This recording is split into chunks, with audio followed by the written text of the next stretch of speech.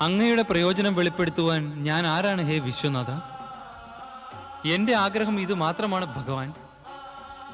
എന്റെ പൂർവികന്മാർക്ക് മോക്ഷം നൽകിയതിനു ശേഷം ഗംഗാമാതാവ് ഭൂമിയെ ഉർവരയും സസ്യശ്യാമളവുമാക്കണം. അതിനോടൊപ്പം തന്നെ പാപികളെയും ഉദ്ധരിക്കണം പ്രഭു. അങ്ങനെ ഭവിക്കട്ടെ വത്സ. അതിനായി അങ്ങക്ക് ഗംഗാധരന്റെ രൂപമെടുക്കേണ്ടി വരും മഹേശ്വര. ഗംഗാദേവിയെ പൃഥ്വിയിൽ അവതരിപ്പിക്കുവാനായി അങ്ങക്ക് ദേവിയെ ജടയിൽ ധരിക്കേണ്ടി വരും ഭഗവാൻ. എങ്കിലേ എന്റെ പൂർവികരുടെ മോക്ഷപ്രാപ്തിക്കുള്ള വഴി തെളിയുകയുള്ളൂ പ്രഭു. അതായത് നിന്റെ പൂർവികരുടെ മോക്ഷപ്രാപ്തിയേക്കാൾ കൂടുതൽ മാനവരാശിയുടെ മംഗളത്തിലാണ് നിനക്ക് താല്പര്യം. ജ്ഞാനികളായ മുനീശ്വരന്മാരിൽ നിന്നും ഞാനൊന്ന് ഗ്രഹിച്ചിട്ടുണ്ട് ഭഗവാൻ. സ്വയം മംഗളം ആഗ്രഹിക്കുന്നുവെങ്കിൽ ലോകത്തിന്റെ മംഗളം ആഗ്രഹിക്കണം പ്രഭു. ശാശ്വത സത്യവും അതാണ്. ഹേ മംഗളകർത്താവായ വിശ്വനാഥ, എനിക്കും ലോകത്തിനാകെയും മംഗളം വരുത്തണേ പ്രഭു, മംഗളം വരുത്തണേ. സർവ്വലോകർക്കും വേണ്ടി എന്നും ശുഭം കാംക്ഷിക്കുന്നവരുടെ കാമന അവശ്യം പൂർത്തിയാകും വത്സ. നാം ഗംഗയുടെ വേഗത്തെ സ്ഥിതമാക്കി ആ പാവനജലം കൊണ്ട് നിന്റെ പൂർവികർക്ക് മുക്തി നൽകിക്കാം. പതിതന്മാരെ ഉദ്ധരിക്കുക കാരണം ഗംഗ പവിത്രയായി ആദരിക്കപ്പെടും. ദേവിയുടെ കൃപയുണ്ടെങ്കിൽ അത് തീർച്ചയായും സംഭവിക്കും മഹാപ്രഭു. എനിക്ക് അങ്ങയുടെ കൃപയും ആശീർവാദവും ലഭിച്ചു കഴിഞ്ഞു ദേവ. ഇനി ഗംഗാമാതാവിനെ പ്രാർത്ഥിച്ച് ദേവിയെയും പ്രസന്നയാക്കും, തീർച്ചയായും പ്രസന്നയാക്കും. അതിനായി ബ്രഹ്മദേവനും പ്രയത്നിക്കുന്നുണ്ട്.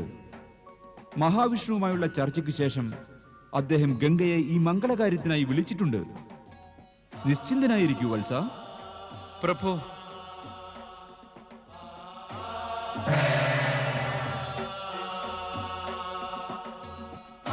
ഓം നമഃ ശിവായ, ഓം നമഃ ശിവായ, ഓം നമഃ ശിവായ. ഓം നമോ ഭഗവതേ വാസുദേവായ.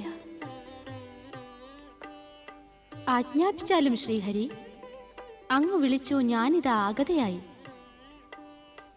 ഞാൻ നിന്നെ ഒരു വിശേഷ ആവശ്യത്തിനാണ് വിളിച്ചത്. ആവശ്യം വിശേഷിച്ചതോ സാധാരണമോ ആകട്ടെ, അങ്ങ് എന്നെ സ്മരിച്ചു കഴിഞ്ഞാൽ എനിക്ക് പ്രത്യക്ഷപ്പെടാതെ പറ്റില്ലല്ലോ. അങ്ങയുടെ ആജ്ഞാപാലനം എന്റെ കടമയല്ലേ? ആജ്ഞാവർത്തിയുടെ ഈ പവിത്ര ഭാവന ആജ്ഞ കേട്ടതിന് ശേഷവും ഉണ്ടാവുമെങ്കിൽ എല്ലാവർക്കും നല്ലത് തന്നെ. എന്നെക്കുറിച്ച് അങ്ങയ്ക്ക് എന്താ സംശയമാണോ ജഗദീശ്വര? എനിക്കെന്താ അങ്ങയുടെ ആജ്ഞ അവഗണിക്കാൻ കഴിയുമോ? നീ പൃഥ്വിയിൽ പോകേണ്ടി വരും ഗംഗേ. തീർന്നോ? ഇതാണോ അങ്ങയുടെ ആജ്ഞ? ഇതിനാണോ അങ്ങിത്ര വിചാരമഗ്നായിരുന്നത്? പൃഥ്വിയിൽ എല്ലാ ദേവീദേവന്മാരും പോയി വരാറുണ്ടല്ലോ. സ്വയം അങ്ങും മാനവരൂപം ധാരണം ചെയ്യുവാൻ കൊതിക്കുന്നുണ്ടല്ലോ. ആഗ്രഹിക്കുന്നുണ്ട്. പക്ഷെ ഇപ്പോൾ നിന്നെ അവിടെ ഒരു പ്രത്യേക ആവശ്യത്തിനാണ് അയക്കുന്നത്. അത് വളരെ സന്തോഷമുള്ള കാര്യമല്ലേ, അങ്ങെന്നെ ഏതോ വിശേഷ കാര്യത്തിനായി പൃഥ്വിയിലേക്ക് അയക്കുന്നുവെന്നത്. ഞാൻ അങ്ങയുടെ ആജ്ഞ തീർച്ചയായും പാലിക്കും.